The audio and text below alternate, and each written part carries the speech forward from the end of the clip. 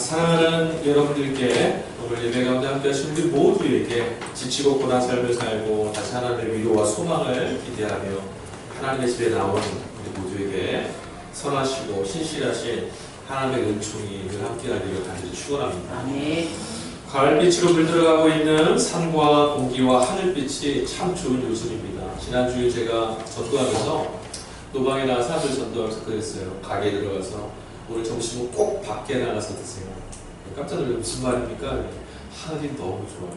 나가서 점심 드시고 하늘도 보고 오세요. 되게 좋아하더라고요. 여러분 한 주간 또 하늘 좀 올려다 보셨어요?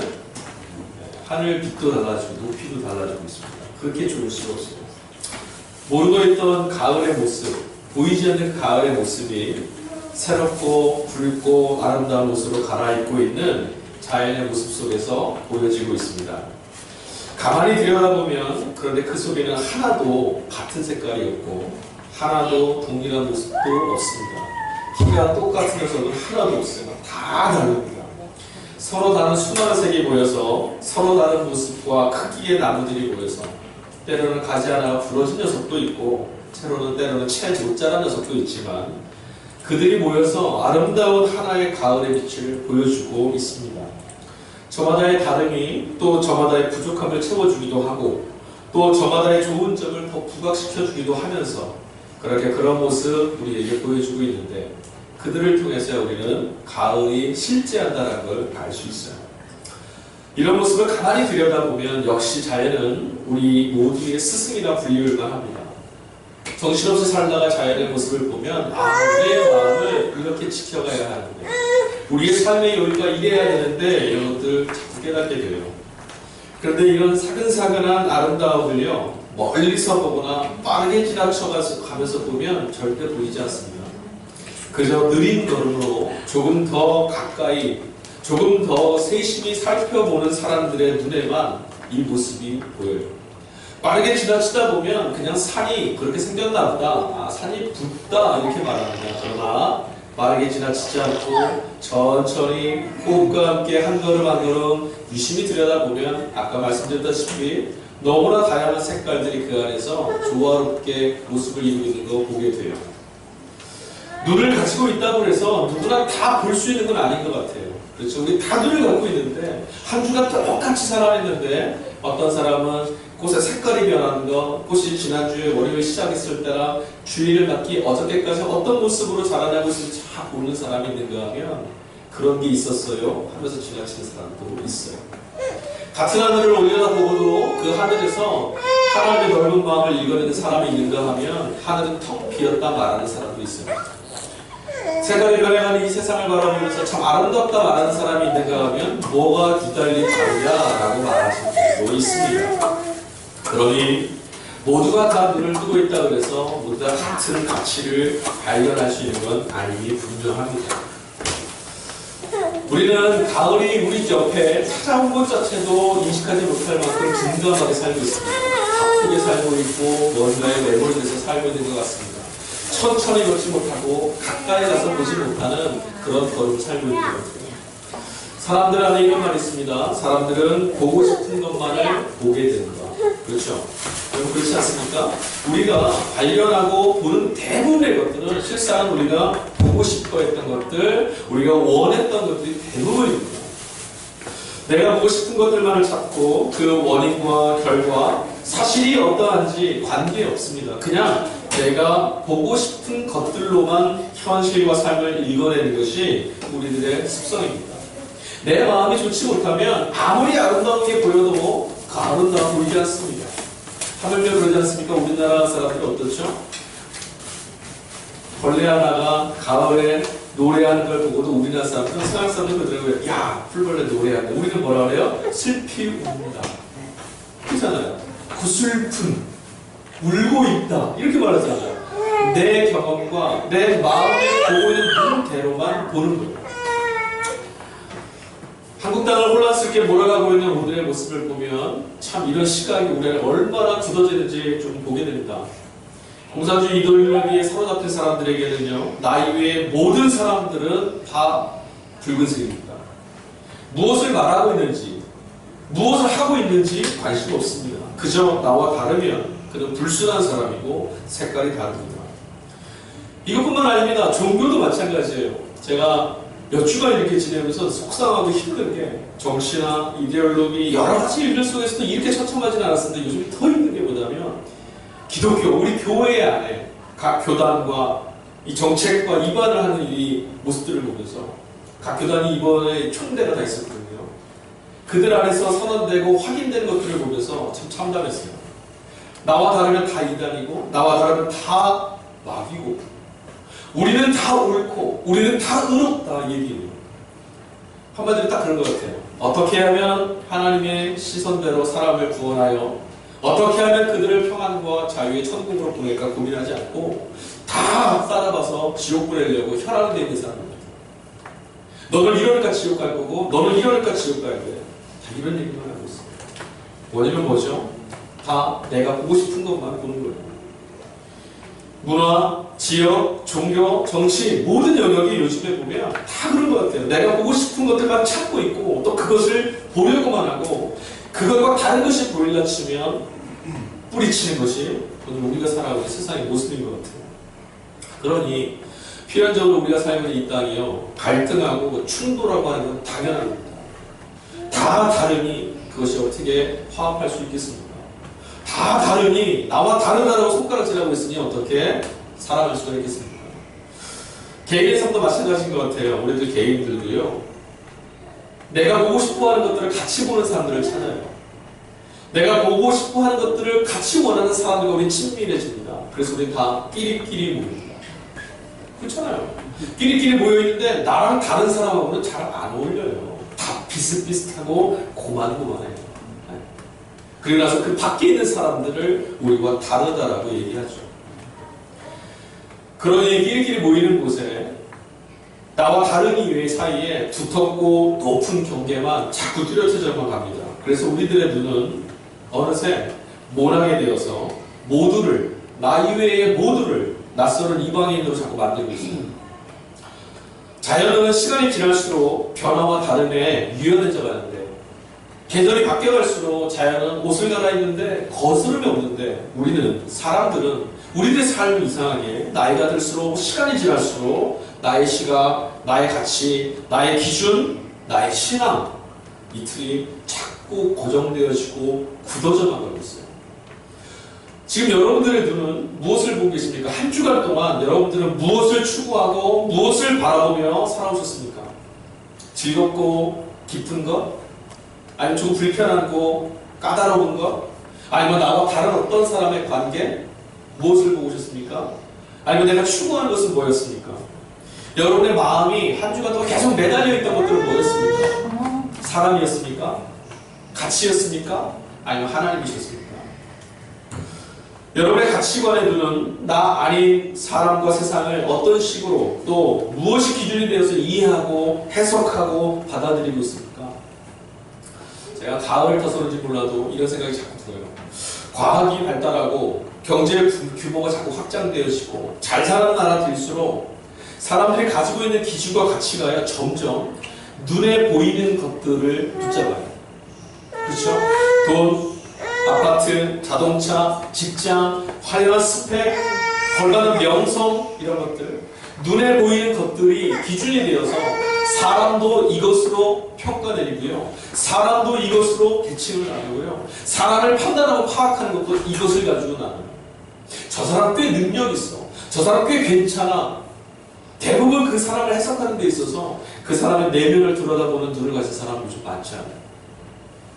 어떤 사람 꽤 괜찮아 하면 학식이 높거나 생활 수준이 좋거나 이런 사람이 대부분입니다.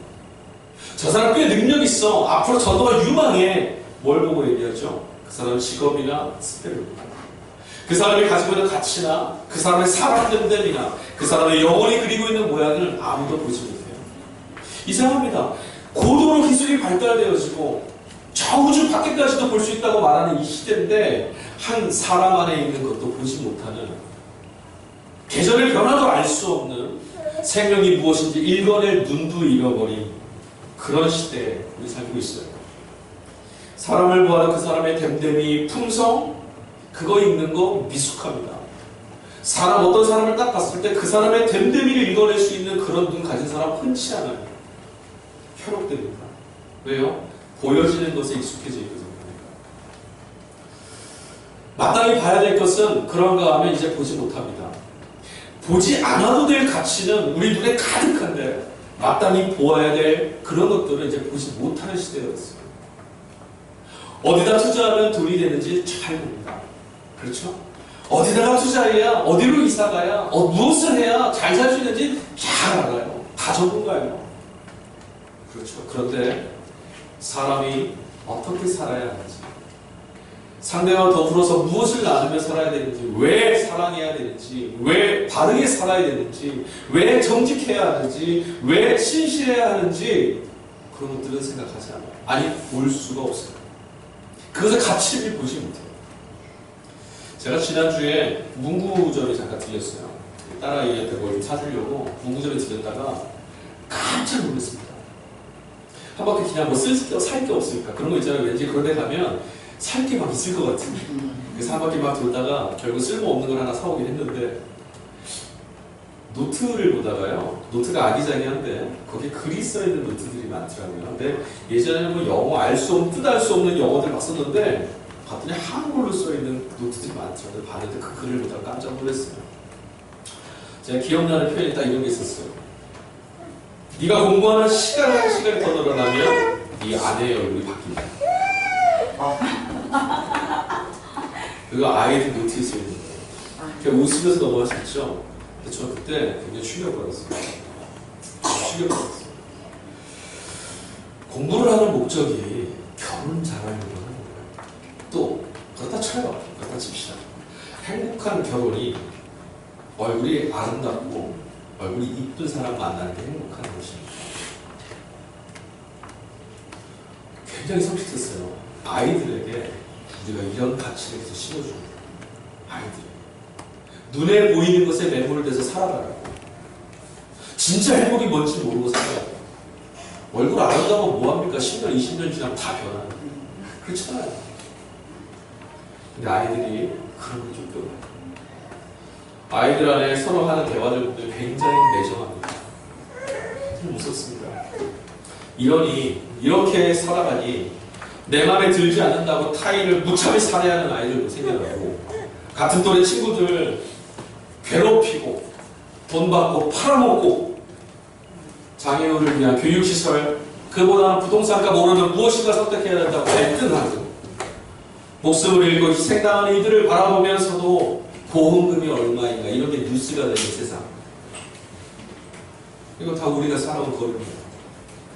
눈에 보이는 것만, 내가 확인할 수 있는 것만, 내일이 아닌 오늘 나를 만족시켜줄 수 있는 것만을 붙들며 살다 보니까 두 눈을 지그시 감고 하늘과 별과 바람의 소리를 이제 들을 수 없게 됐습니다. 없게 됐습니다. 여러분 풀벌레 소리 들어보신 적 있어요? 요즘 있으세요? 없을 거예요. 밤하늘의 별들을 보면서 이야 아름답다 해보신 적, 감탄해 보신 적 있어요? 없을 거예요.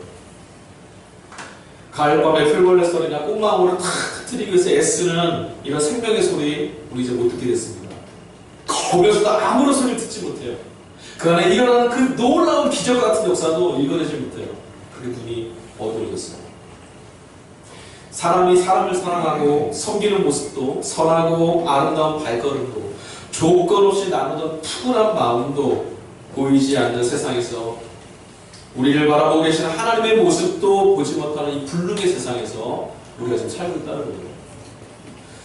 오늘 우리가 같이 읽은 성서일과 제3독서 복음서 본문 마태복음 같이 읽은 20장 말씀 보면 이 복음서 안에도요, 우리가 읽은 이 본문 내용 안에도 우리와 다른 눈을 가진 사람들이 등장하게 됩니다. 눈을 가지고 있지만 서로 다른 걸 보는 사람들, 눈을 가지고 있지만 봐야 될 것을 보지 못하는 사람들의 이야기가 이 이야기 속에 등장하고 있어요. 하나의 사건을 마주대야 하는 가치가 다르고 하나의 사건을 읽어내는 눈이 다르기 때문에 서로 어긋나버리는 이야기가 이 속에 들어있습니다. 예수께서 전해주신 비유의 말씀입니다. 풀어주신 이야기예요. 하나의 이야기. 꾸며낸 이야기인지 실제 그럴 법한 이야기인지 예수님이 경험하시고 보신 이야기인지는 모르겠지만 무엇인가 비유의 말씀을 지금 해주고 있어요. 근데 이 본문의 말씀을 다 읽고 나면 왠지 괜시리 마음이 조금 불편합니다. 그러지 않으셨어요? 주인의 씀씀이 또는 마음이 너그럽게 읽혀져서 칭찬해주고 싶은 한데 한켠에서 무언가 이거는 공평하지 못한 것 같고 무언가 이거는 합리적이지 못한 것 같은 뒷맛이 자꾸 남아요.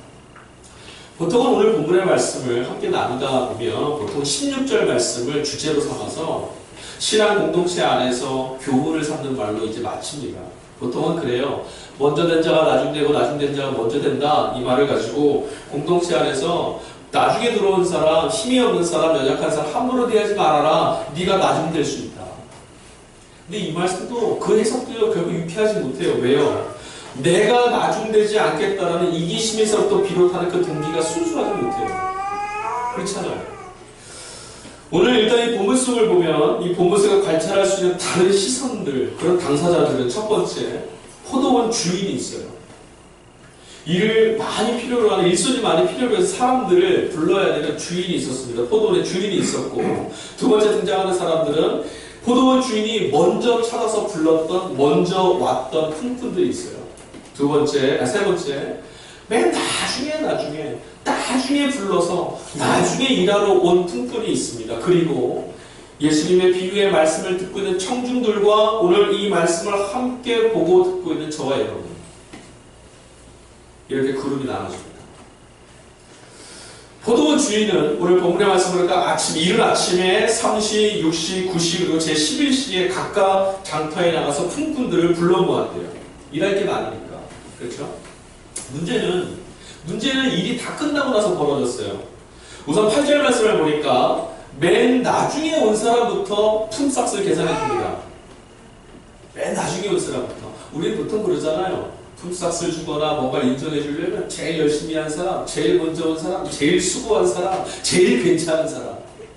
근데 이 주인이 맨 나중에 온 사람부터 품을 계산해 주라고 시켜요. 뭐 이것도 그럴 수 있어요. 이것도. 근데 정작 문제는 구절과 10절입니다. 먼저 온 이부터 나중에 온 이까지 모두 다 하루치 품삯 한 데나리오씩을 받았어요. 여러분 어떻습니까?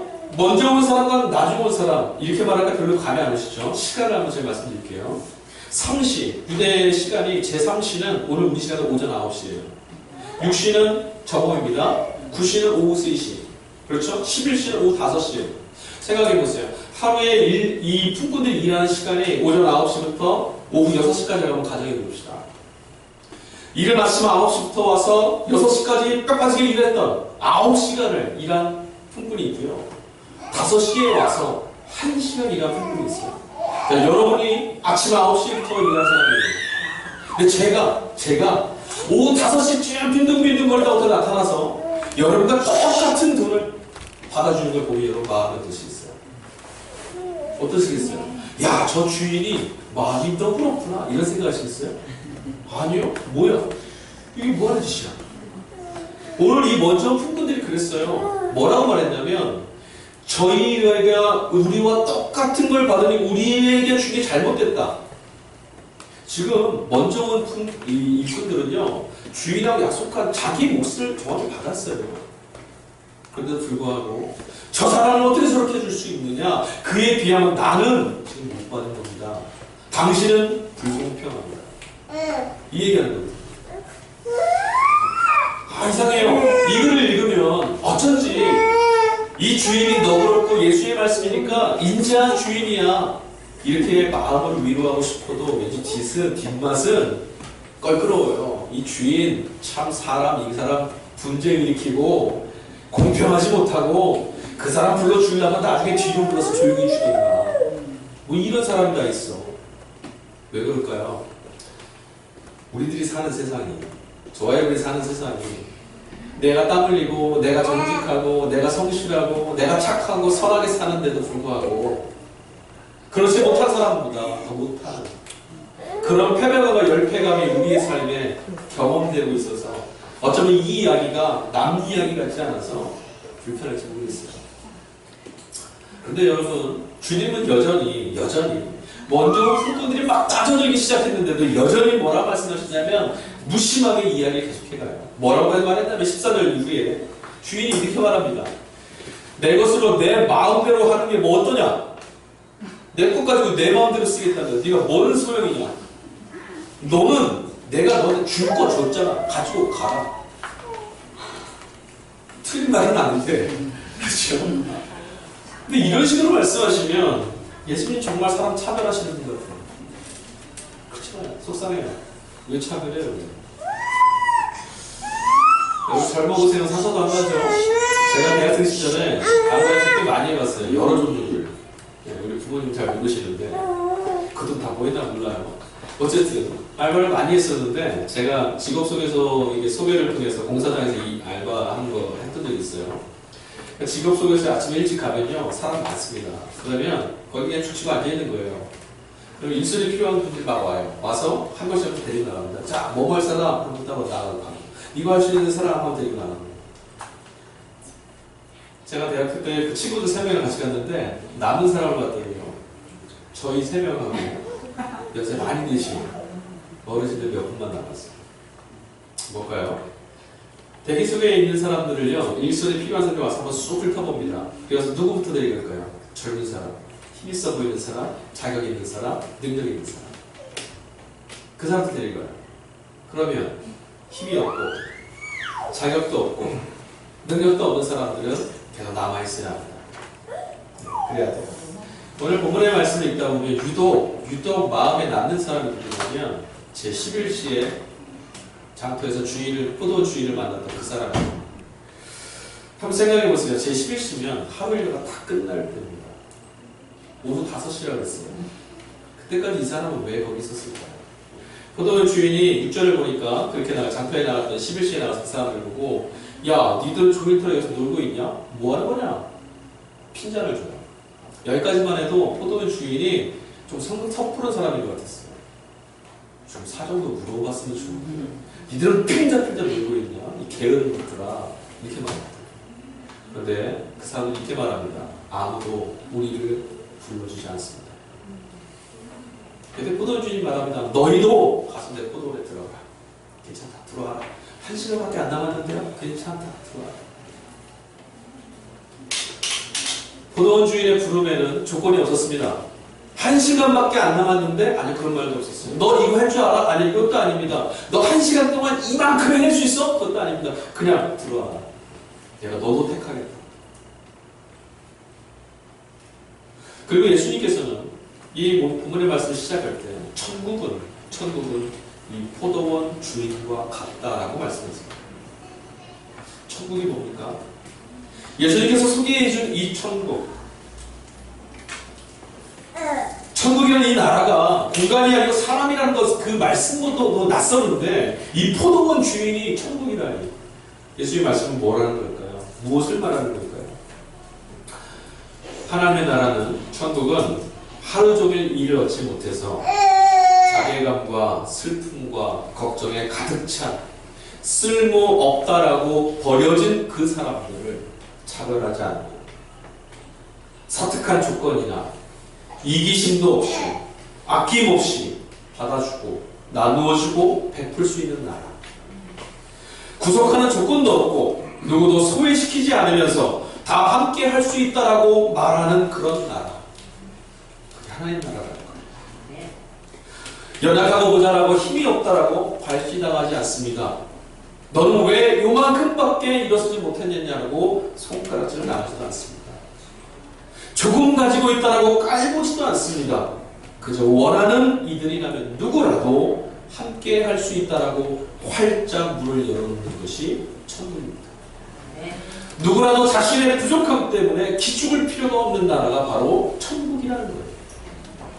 예수님께서 전하시는 메시지와 그것을 읽으면서 거북해했던 우리 사이에 차이가 생긴 이유가 있어요. 그건 뭐냐면 우리들의 가치와 우리들의 눈은 양이나 크기, 쉽게 말하면 돈의 가치만 자꾸 보고 있어요. 제가 얼마를 받았느냐 이것만 우리 눈에 보여요.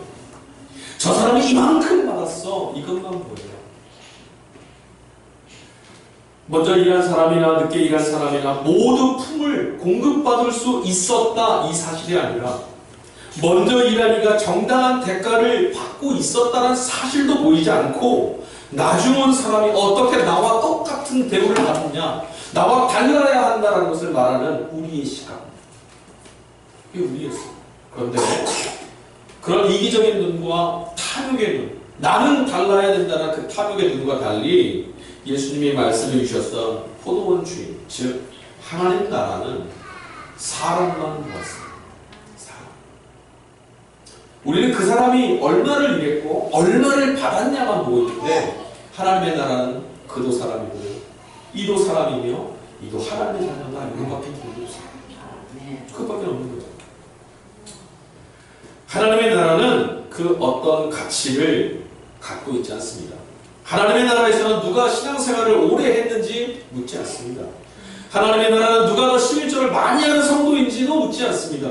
하나님의 나라는 누가 교단의 교권과 권위를 갖고 있는지, 얼마나 힘 있는 사람인지도 묻지 않습니다. 하나님의 나라는 이 땅에서 어떤 권세를 갖고 있는 교회인지도 묻지 않습니다. 하나님의 나라는 누가 더 신학적 지식이 많은지도 묻지 않습니다. 한터럭도 묻지 않습니다. 여러분, 우리에게 여러 명의 자녀가 있다고 가정해 봅시다. 대체로 모두 다 건강하거나 모두 다 똑똑하거나 모두 다 잘하지 않습니다. 자녀가 많으면 그 가운데는 병약한 아이도 있고 그 가운데는 좀 지혜가 떨어지는 아이도 있어요. 그렇죠? 정부 같은 분이 그렇죠. 자녀가 많은데 다 세상에서 제일 끝내는 그 아이들만 있지는 않아요. 뭐를 잘하면 뭐를 못하고 이런 아이가 있어요. 근데 부모들의 마음은 늘 어때요?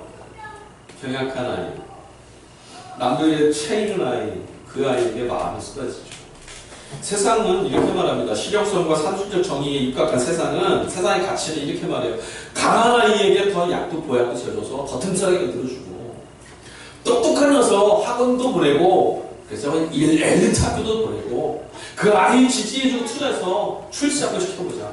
이게 합리적이다. 이게 세상의 가치입니다. 근데 여러분의 부모시라면 여러분의 자녀를 그렇게 대하시겠습니까? 그렇게 대하시겠습니까? 사람이 갖고 있는, 사람이 산출해낼 수 있는 무엇인가, 그 양을 보면 얼마든지 그렇게 말할 수 있습니다. 그러나 사람은 부관입니다. 사람은 생명입니다. 전능하신 하나님의 손길로 아름답고 귀한 날, 당신의 아들의 생명과 바꾼 가장 고귀한 가치. 만약에 저 녀석은 좀 병약하니까 나도 튼튼한 녀석, 똑똑한 녀석 잘 키우자, 가문을 한번 키우자 한다면 그 부모가 아닙니다. 모두를 수용하는 것, 세상의 가치와 정의를 접목시키고 힘없고 연약하고 쓸모없는, 아무짝에도 쓸모없는 사람들을 네가 이 땅의 주인이라고 부르는 게 바로 하나님의 나라라는 거예요. 그리고 그렇게 부르시는 분이 바로 하나님이세요. 하나님의 성품이 바로 이렇다는 겁니다. 그래서 우리는 이 하나님을 긍휼의 하나님이라고 말해요. 긍휼. 못났다라고 말하지 않고, 타박하지 않고, 소외하지 않고, 괄시하지 않고, 내치지도 않는 분. 언제나 불쌍한 내 새끼.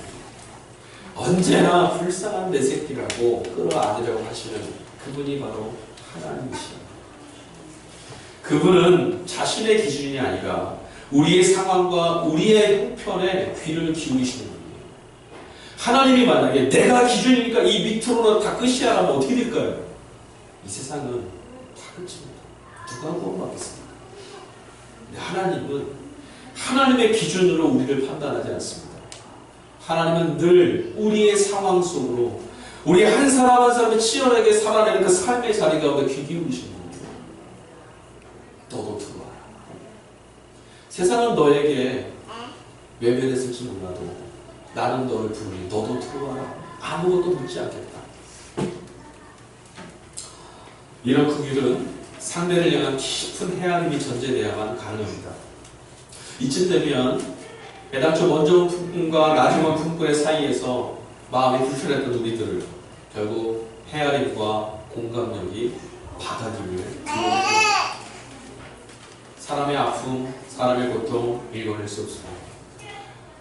제11시까지 일감을 얻지 못했던 그 사람은 혹시 집에 돌아가면 병든 호러머니를 모셔야 되는, 어쩌면 자신만 바라보고 오늘 한 끼를 자신이 오늘 일해야만 이 저녁을 굶주리지 않고 지낼 수 있는 식구들이 있는 사람일지도 몰라요. 그 사람의 고통에 누가 귀를 기울이고 그 사람의 아픔을 누가 볼 수 있습니까? 사람은, 그리고 생명은 무엇으로도 평가받는 상대적 가치가 되어서는 안 됩니다. 가장 고귀하고 가장 중요하고 다른 것들의 가치가 무엇인지 구분질 수 있는 기준이 돼야 합니다. 생명은 때로는 세상보다 더 큰 가치입니다. 하나님께서 아까도 말씀드렸지만 그 아들 예수 그리스도의 생명을 지불하셨을 만큼 생명은 큽니다. 생명을 대하는 이런 마음이 바로 긍휼이고요. 이것을 우리는 자비라고도 말하고 헤아림이라고도 말합니다. 긍휼함이 있어야 상대가 보이고 사람이 보입니다. 사람의 영혼은 긍휼을 잃어버리는 순간 화석처럼 굳어집니다. 사람의 마음이 긍휼을 잃어버리면 이 세상이 얼마나 끔찍하고 잔인해지는지, 얼마나 아비규환의 장이 되는지 오늘 우리가 살아가는 이 세상이 증거하지 않습니까? 상대를 향해서 긍휼함으로 상대를 헤아리지 못하고 내가 주인이 되고 내가 기준을 삼아서 생명을 가치의 대상으로 여길 때 오늘 이 세상이 얼마나 끔찍한 모습으로 돌아가는지 우리 보게 되잖아요. 그래서 우리는 긍휼을 가져보려고, 적어도 예수 믿는 우리는 사랑하는 사람이 되어보려고 결심도 합니다. 하지만 긍휼이나 사랑은요, 시장에 가서 돈 몇 푼 주면 필요한 거 살 수 있는 그런 게 아니에요. 긍휼과 사랑의 품성과 마음은 어느 날 갑자기 내 마음속에 막 생겨나는 그런 게 아닙니다. 꽃 한 송이를 키우기 위해서 얼마나 많은 날들을 정성껏 가꿔야 되는지, 사랑하는 내 아이들을 매일매일 얼마나 긴장감과 두려움과 걱정 가운데서도 노심초사하며 깨질까 사라질까 날아갈까 한 마음으로 돌보는, 그렇게 키워내는 마음을 다하는 매일의 시간이 쌓여야만, 그런 시간이 매일매일 쌓여야만 우리들 안에 생명의 흔적이 나타나요. 이런 것처럼 긍휼과 사랑의 마음도 매일매일 돌보는 마음으로, 섬기는 마음으로, 우리 안에 그것들을 씨앗을 뿌리는 마음으로 매일매일 살아내지 않고는 결코 긍휼이 있는 사람, 사랑이 있는 사람 할 수 없습니다. 우리 다 알잖아요. 어떤 사람이 누군가에게 사랑을 막 베푸는 것 같아도 저거는 뭔지 진실성이 없어 보여요. 우리 다 본능적으로 알아요. 왜요? 사랑은 어느 순간 없는 것을 있는 척한다고 나타나지 않아요. 긍휼함도 마찬가지예요. 내 것을 좀 나눠준다고 우리는 그 사람을 보고 긍휼한 사람이라고 보지 않아요. 우리의 본능이 알고 있어요. 저 사람은 사람을 귀하게 여기지 알아요. 뭐 어떻게 하겠습니까? 우리의 매일이, 우리의 본능이, 아까도 먼저 온 품꾼의 그 옹졸한 마음 닮아있는 우리가 매일매일 그 포도원 주인처럼 사람만 보면서 도덕히 말하고 혹여나 민망해 할까봐 괜찮아 들어와라, 이런 마음의 씨앗을, 하나님의 성품을 닮은 이 긍휼의 씨앗을 매일매일 정성스럽게 우리의 영혼 가운데 뿌려야 합니다. 그렇지 않고는 그리스도인의 이름이라고 해서, 그 이름을 붙였다고 해서 긍휼의 사람이 되지 않아요. 그렇지 않아요. 세상의 가치관과 관념에 길들여지고 익숙해져서 이것이 어느새 우리들의 가치관이 됐고 우리들의 눈이 되어져 버렸던 것처럼, 이제 예수 그리스도를 통해서 아무런 조건 없이 포도원에 들어가 일하기를 원하는 품꾼을 포용하는 천국의 가치를 나의 가치로 삼고, 그렇게 부르시는 하나님의 선하심을 내 소품으로 삼으려고 씨앗을 뿌리듯이 이 가난 마음을 다시 갈아엎고 씨앗을 하나하나 씨앗을 뿌려가면, 또 이 세상이 가르쳐주는 그런 수량과 돈과 가치와 양에 기대지 않고 생명을 귀히 여기는 생명의 법에 우리 영혼을 기댈 때 우리의 영혼은 하나님의 나라 가운데 발견될 수 있습니다. 하나님이 어디냐고요? 하나님의 나라가 어디냐고요? 여러분, 내가 하나님 나라의 씨앗을 품는 자라면 그 어디라도 하나님 나라가 보여요. 하나님 나라가 지금 보이지 않는 이유는 내가 내 심령에 포도원 주인의 씨앗을 뿌리지 않고 먼저 온 품꾼처럼 원망과 불평과 부정의와 자비로움 없는 그 해악과 옹졸함의 씨앗을 뿌리고 있다는 증거예요. 사랑하는 교회 여러분, 오늘은 감리교회적으로 지키고 있는 청년주일입니다. 청년주일. 지금 몇 분만 청년 많이 계시는데 오해하지 마세요. 제가 오늘 주보에 한국기독교교회 초기교회 김교신 선생의 이야기를 좀 실어드렸어요. 젊음의 특징을 김교신 선생은 이렇게 말합니다. 저항할 수 있는 힘, 그리고 그런 용기야말로 젊음이다.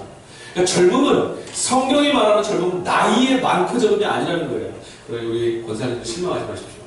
하나님 앞에 나이 10대와 90대가 차이가 있겠습니까? 다 고만고만하지. 여러분, 아브라함이 몇 세에 하나님께 부르심 받았어요? 75세에 부르심 받았어요. 모세는요? 80세에. 다윗은 어떻습니까? 아무도 눈여겨보지 않는 벌판에서 양치고 있습니다. 그렇잖아요. 아무도 쓸모없다고 말한 그때 하나님은 부르셨습니다. 누구를?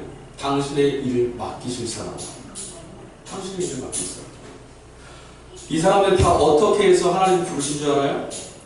그 당시의 시대가, 그리고 그 당시에 자신의 이기적인 마음이 절대화시키려고 했던 걸 다 뿌리치고, 안정과 안락도 뿌리치고, 나의 친척, 본토 친척들 살고 있는 그 평안함도 뿌리치고, 하나님이 요구하시는 길로 한 걸음 한 걸음 나갈 수 있는 용기 있는 사람들. 이 사람들 부르셨어요. 그런 사람들을 성경 뭐라고 말하고? 젊은이라고 얘기해요. 인간의 것들을 절대화시키지 않고 영속화시키려는 교만함과 탐심을, 자만심을 거부하고 저항할 수 있는 용기 있는 사람이라면 그가 바로 젊은입니다. 이런 사람이 누굽니까? 그리스도입니다. 이 세상이 이것이 맞다라고 말할 때, 이 세상이 이렇게 사는 게 성공이라고 말할 때 그렇지 않더라고. 세상의 시류가 아무리 거세고 아무리 탁하여도 자비로우신 하나님의 은총에 기대어서 하나님의 정의와 공의에 입대어서 살아내려고 하는 결기가 있는 사람, 그런 사람을 성경은 젊은이라고 말합니다. 사랑하는 교회 여러분, 오늘 이곳에 계신 여러분들은 모두 다 젊은이입니다. 왠지 아세요? 오늘 세상이 우리를 몰아가는 길에서 잠깐 걸음을 뗐어요. 어디를요?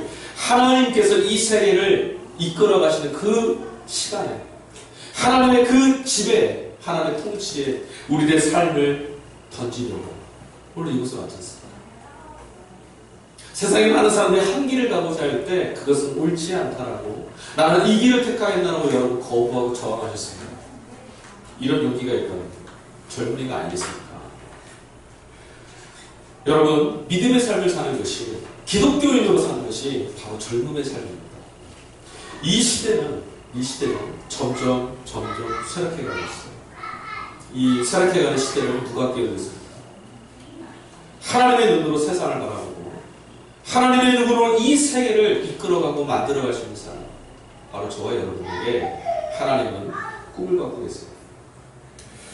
오늘도 우리 연약하고 부족한, 맨 나중되어서 아무짝에도 쓸모없었던 우리에게도 한없이 주어지고 있는 주님의 은총을 삶의 양분으로 살아내는, 그것만이 내 삶의 양분이라고 고백할 수 있는, 세상의 권세와 세상의 명예와 세상의 돈 몇 푼에 무릎 꿇고 눈치 보고 맞춰나고 내 영혼을 팔아먹지 않는 용기 있는 그리스도인들. 그래서 천국에서 여러분의 자유와 천국에서 여러분의 주인들이 선포되는 그 기쁨을 누릴 수 있기를 주 예수 그리스도 이름으로 간절히 축원합니다. 아멘. 기도하겠습니다. 사랑이 많으신 아버지 하나님 감사합니다.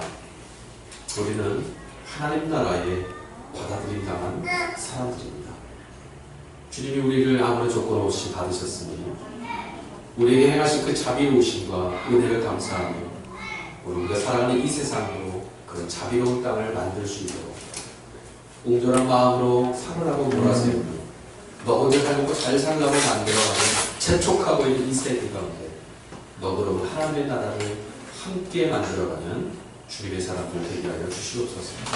우리가 그렇게 용기 있게 주님의 나라에 입되어 살 때마다 아낌없이 주시고 풍성히 주시고 차별하지 않으시고 후히 주시는 하나님의 은총으로 우리의 삶을 채워 주시옵소서. 감사합니다. 거룩하신 예수 그리스도의 이름으로 기도하였습니다.